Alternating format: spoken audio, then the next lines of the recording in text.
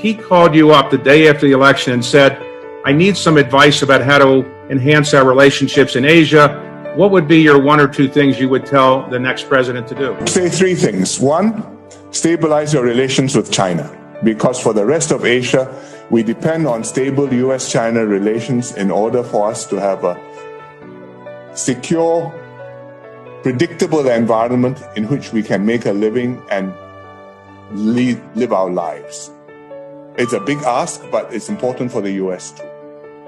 Secondly, I would say, please try and develop a bipartisan consensus so that there is stability and predictability in US-Asian relations. Not just do the right thing for your administration, but make a consensus so that the policy will last beyond your administration and people can plan on it and can depend on it. We had the Obama administration and they talked about the rebalancing towards Asia, and many Asian countries supported that.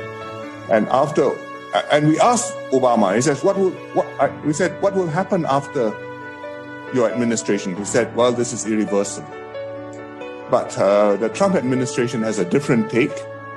They have raised issues of compensation and payments with the Japanese and the South Koreans. They've also talked about putting more emphasis on Asia, which is welcome, but it's a quite different mood from what Obama used to do. And we don't know what Trump's successor is going to do, or the successor's successor. So if you can establish stable, predictable policy with bipartisan consensus, I think it will be a great help to all your friends and partners who want to be able to depend on you and to rely on you without the risk that one day the big power may suddenly decide its interests lie elsewhere. So, having asked those two things, I'll make one third ask, which by comparison perhaps is not so huge, and that is find a way to come back to the TPP, the Trans-Pacific Partnership, which America took the lead in negotiating, but the Trump administration said, no, this is no good for America. We walk away from it. But the rest of the TPP members have come together and we have followed through, and we have the free trade agreement with 11 parties not without the US.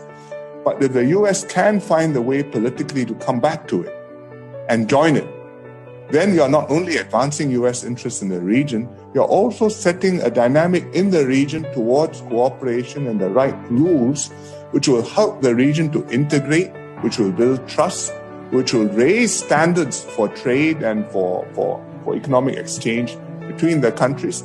And who knows, one day the Chinese may decide they have to come and join the game and participate by the same rules. And I think that you will have had a win-win.